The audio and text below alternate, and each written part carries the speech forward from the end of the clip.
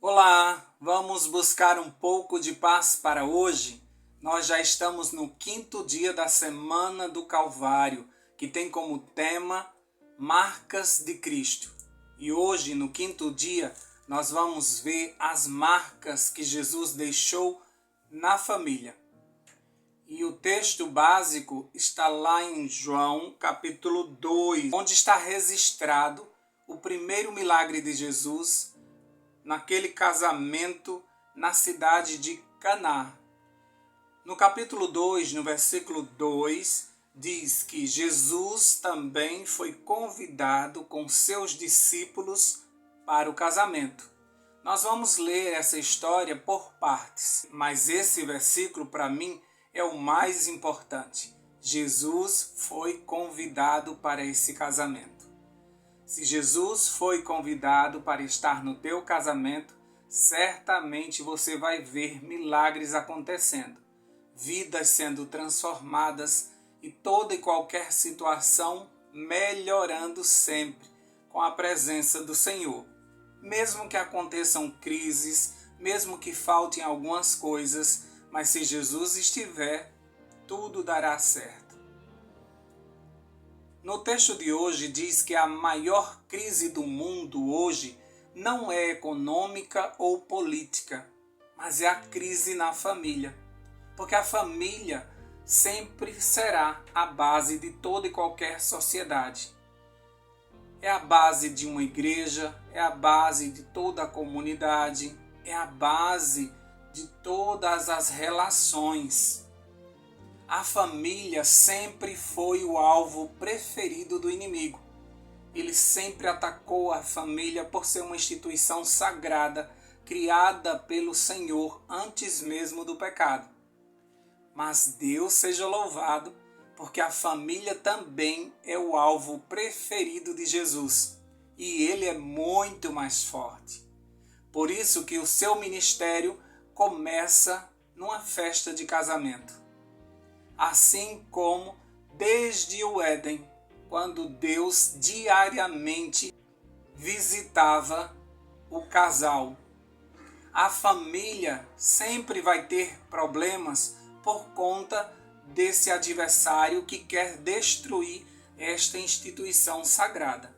Mas como o verso de hoje, lá em João capítulo 2, versículo 2, essa tem que ser uma realidade para nosso casamento.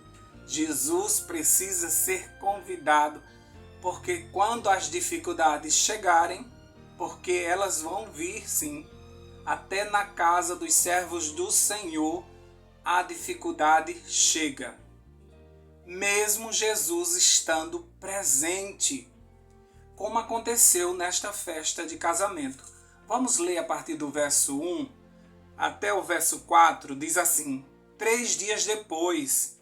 Geralmente, uma festa de casamento demorava 7 dias. E aqui diz que 3 dias depois, no terceiro dia, houve um casamento em Caná da Galileia e achando-se ali a mãe de Jesus, Jesus também foi convidado com seus discípulos para esse casamento. Tendo acabado o vinho, a mãe de Jesus lhe disse: eles não têm mais vinho. Mas Jesus lhes disse: mulher, que tenho eu contigo? Ainda não é chegada a minha hora. Então, mesmo Jesus estando na festa, o vinho acaba. Mesmo Jesus estando na nossa casa, é possível que algumas coisas acabem. Não somente o vinho, mas o respeito, a autoridade dos pais, as crises financeiras. O amor pode começar a esfriar. Até mesmo a maternidade, que era um privilégio, um prazer, está se tornando um fardo. E por isso que muitos casamentos estão passando por crises. Jesus vem para o casamento para levantar o padrão do casamento e relembrar o modelo correto de um casamento com base no Gênesis, desde o início, quando Deus criou o casamento. Ele repete tudo isso em Mateus 19, 4 a 6. Nessa história, no versículo 3, Maria chega para Jesus e diz: eles não têm mais vinho. Maria procurou primeiramente a Jesus. Na hora da crise, quem você procura primeiro? Ela fez a coisa correta. Ela procurou quem poderia resolver. Ela não ficou falando mal do casamento. Ela não ficou fofocando que o vinho era pouco e não foi suficiente para os 7 dias e já no terceiro acabou. Ela, ao invés de ficar falando do casamento, ela foi falar a quem poderia resolver o problema daquele casamento. E Jesus tem o poder de restaurar famílias, de restaurar casamentos, de fazer os milagres que precisamos, porque Ele precisa manter a família como uma referência positiva em todas as áreas da vida, na saúde, no índice de criminalidade, na educação. A família ainda hoje exerce um papel importante, mesmo não sendo perfeita. A família ainda é uma bênção para a sociedade. E a obediência, ela gera milagre. Continuando a leitura, no versículo 5 a 8, diz assim: então ela falou aos serventes: fazei tudo o que ele vos disser. Estavam ali 6 talhas de pedra que os judeus usavam para as purificações, e cada uma levava 2 ou 3 metretas, que são medidas de água. Jesus lhe disse: enchei-as de água as talhas, e eles as encheram totalmente. Então ele determinou: tirai agora e levai ao mestre, e eles o fizeram. Maria deixou uma ordem para os serventes, para os servos: obedeçam tudo que ele lhes mandar. E assim eles fizeram. Eles não questionaram, eles não duvidaram. Quem é esse homem? O que é que ele entende de vinho? O nosso mestre que está servindo a todos, ele sim entende de vinho. Por que nós vamos consultar a Jesus? Mas eles resolveram obedecer. E obedecer gera milagres. E Jesus manda que eles encham de água as talhas. Jesus manda que eles levem até o mestre para que ele prove. E eles obedecem sem questionar.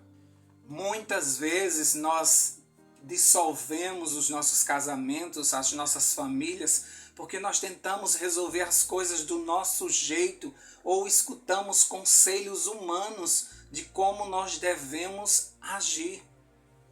A sabedoria humana muitas vezes leva a tomarmos as piores decisões, a tratarmos as pessoas como se elas fossem descartáveis, e muitas vezes a família foi se desmanchando justamente por conselhos humanos e teorias humanas. Mas o povo de Deus sempre foi diferenciado.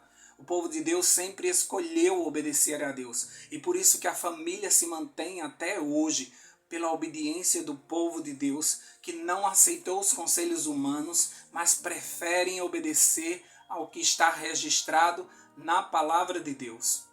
O Império Grego e o Império Romano se dissolveram, houve um grande declínio por conta da dissolução das famílias, porque a família é a base da sociedade, e eles acabaram com isso, e logo por isso eles foram perdendo todo o poder do reino. Os servos obedecem, e obedecer sempre será a melhor atitude. O lema atual hoje é: siga o seu coração. Já ouviram falar sobre isso? Mas a Bíblia, ela é bem taxativa. Ela declara que o coração é enganoso. Lá em Jeremias 17:9 diz isso. Então, não vá nesta linha de pensamento. Não siga o que todo mundo está fazendo, muito menos o seu coração, porque ele é enganoso e ele vai procurar os prazeres mais rápidos, e você vai cada vez mais perdendo a sua família, destruindo a sua família por seguir o seu coração. O melhor está à frente, é o que diz o versículo 9 até o 11, quando diz o que aconteceu naquele casamento. Tendo o mestre-sala provado a água transformada em vinho, não sabendo de onde viera, se bem que o sabiam os serventes que haviam tirado a água.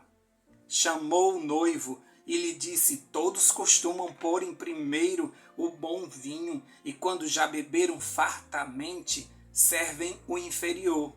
Tu, porém, guardaste o bom vinho até agora. Com este deu Jesus princípio a seus sinais em Caná da Galileia, manifestou a sua glória e os seus discípulos creram nele. Foi uma evidência tão grande que isso se tornou um sinal de que Jesus era o Messias que estava por vir. Com Jesus, a família é algo que vai ficando cada vez melhor. Muitas pessoas pensam assim: meu casamento não é mais o mesmo, meu casamento está cada dia pior. Com Jesus, toda família é algo que vai ficando cada vez melhor. A presença de Jesus muda uma família da água para o melhor vinho. Por isso, nós não podemos nos juntar com os incrédulos e fazer piadinhas com relação ao casamento ou compará-lo a uma prisão, a um castigo, porque para Deus Ele deixou até mesmo registrado na sua palavra dizendo assim, digno de honra entre todos seja o matrimônio. Hebreus 13, 4. Então o cristão não entra nessa de tripudiar sobre o casamento. O vinho que o mundo oferece, as técnicas que o mundo oferece para se manter um casamento, as dicas que eles dão, os ensinamentos dele parecem ser o melhor, mas é porque ainda você não experimentou o vinho de Jesus. Então, quando a gente experimenta somente o que o mundo oferece, a gente acha que isso é ótimo, que isso é o melhor. Mas quando a gente experimenta o vinho de Jesus, a gente entende como esse mestre que cuidava de toda a cerimônia, que o vinho melhor ficou para o final. Então, com Deus, quando a gente experimenta o que Deus tem para nós, a gente percebe, poxa, perdi tempo nessas técnicas, tentando salvar o meu casamento desta forma e os conselhos humanos. Mas quando a gente segue as dicas de Deus, a gente sempre vai experimentar o melhor de uma vida conjugal, de uma família, pelo assim diz o Senhor. Os princípios de Deus para um lar feliz são: primeiro, sempre será um compromisso com Jesus e depois um compromisso inquebrável uns com os outros. Ele sempre vai transformar toda angústia em testemunho. Quando Deus anunciou seu plano a Abraão, ele disse: em ti serão benditas todas as famílias. Gênesis 12, versículo 3. O Senhor tem um compromisso eterno com as famílias. Por isso que o ministério de Jesus começa abençoando uma família. E Jesus termina numa cruz, em meio às dores. Ele consegue ver sua mãe e fica preocupado com ela. E ele pensa assim: eu tenho que conseguir alguém para cuidar dela. E lá em João capítulo 19, versículo 25 e 27, sua mãe a João e diz: esse é seu filho, e diz a ela: esse é o seu filho, e diz a ele: essa é sua mãe. Então, até mesmo nos seus últimos momentos, Jesus deixa sua mãe com uma família, porque ele sabe o quão é importante vivermos em família. Jesus ainda hoje salva famílias, salva casamentos. Se você olhar para a genealogia de Jesus, você vai ver a bagunça que é. É prostituta, são mentirosos, pessoas que fizeram coisas erradas, praticaram delitos, assassinos. No entanto, quando Jesus chega, toda a família é organizada e essa genealogia é abençoada. Por isso eu quero fazer com vocês 2 compromissos. Se você quer ter uma família consagrada ao Senhor, nós vamos orar por isso agora. E você precisa também entender que a igreja é a família de fé, como diz lá em Gálatas 6:10, ou a família de Deus, como diz lá em Efésios 2:19. A igreja também é a família de Deus. E a partir do momento que você aceita Jesus como seu Salvador, você está aceitando participar da família de Deus. E da mesma forma como Jesus transforma a nossa família de sangue, Jesus também transforma a nossa família espiritual. Todas essas famílias precisam estar nas mãos de Jesus. E nós precisamos dar a Ele a oportunidade de transformar essas famílias para a honra e glória do Senhor. E que essas famílias caminhem numa crescente, sempre esperando os dias melhores, sempre esperando uma fase melhor do que a outra. É assim que é toda família onde Jesus está. Mesmo que os problemas venham, se Jesus foi convidado para estar conosco, tudo pode ser mudado. Na igreja de Laodiceia, Jesus está à porta e bate. Se alguém ouvir a sua voz, ele vai entrar e vai transformar toda e qualquer situação. Então nós precisamos, tanto na nossa família de sangue como na nossa família espiritual, termos Jesus como centro. Obedecermos ao que Ele vai nos mandar fazer. E segundo a sua palavra, vamos ver a água se transformando em vinho, para a honra e glória do seu nome. Vamos orar por nossas famílias? Pensa na tua família nesse momento e coloca ela diante do altar do Senhor. Deus poderoso, vamos entrando junto com todas essas pessoas que estão ouvindo agora essa oração. Na tua sala de audiência, nós queremos apresentar as nossas famílias. São muitos os problemas, são muitas as confusões, a bagunça é grande. Existem divisões, existem muitas vezes algumas gritarias, existem pessoas pensando diferente uma das outras, e isso gera muito conflito. Mas nós queremos primeiramente te agradecer, porque o Senhor não erra. E certamente essa é a família que nós precisávamos para viver aqui na terra.